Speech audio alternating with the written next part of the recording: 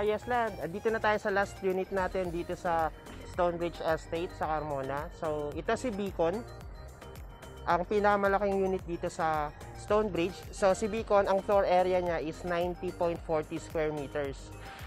Ganun din, regular cuts ng lot is 80 square meters. So same with the other two, meron siyang carport. So kasama na yung carport kapag na-turn over yung unit at yung service area.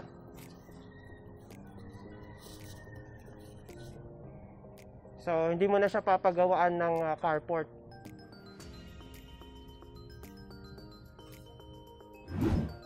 Okay mga ka-Yesland, so ito naman ang loob ni Beacon. So pakita ko sa inyo yung proposed salon area niya. So spacious siya, no? Maluwag siya compared dun sa other two units na pinakita ko sa inyo last time. And ito naman ang proposed na dining area. So maaliwalas yung sala ni Beacon, no? Kasi malaki ang bintana. So same with the other two rin. So kasama yung kitchen sink with cabinets, pero yung overhead counters or cabinets hindi siya kasama. At ito naman ang service area ni Beacon, papakita rin namin sa inyo.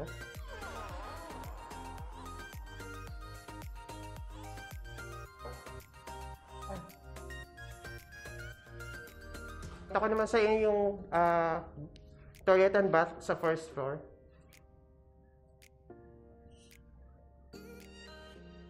So, sa ilalim ni Beacon, no, malaki pa yung space. So, pwede nyo itong maging mini storage room. So, pwede nyo siyang patakpan. Or pwede rin yan, mini office. Kung may desktop kayo, dyan nyo ilagay. Pwede siyang maging mini office. So, tara sa second floor. So, again, lahat ng units dito sa Stonebridge, complete turnover. So, may tiles, ceramic tiles sa first floor. Laminated wood naman dito sa second floor. At lahat sila may 3 bedrooms at 2 toilet and bath. So pakita natin muna yung second toilet and bath dito.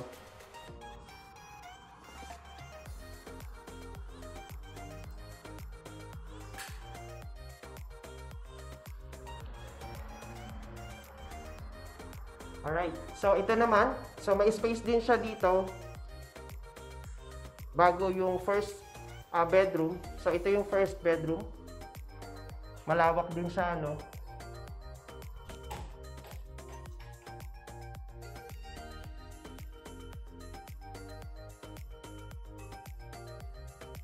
By the way, yung ceiling is regular ceiling lang, hindi siya ganito kasi medyo may design na siya.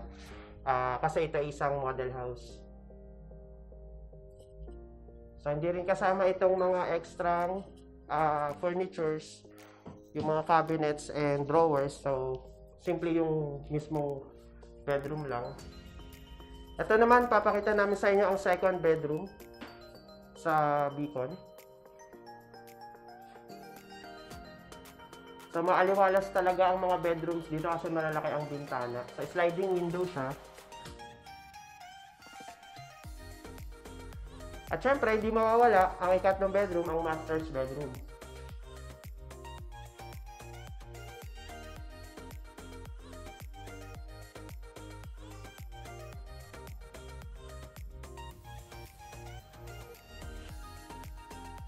At syempre, nasa master's bedroom ang balcony.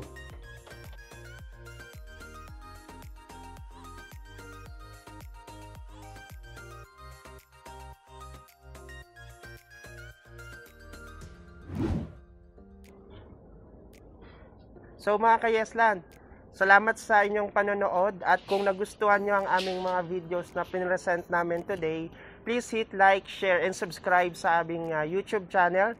Ako po muli si Joshua, ang inyong real estate salesperson, at kita-kita po tayo ulit sa susunod nating videos. Salamat po!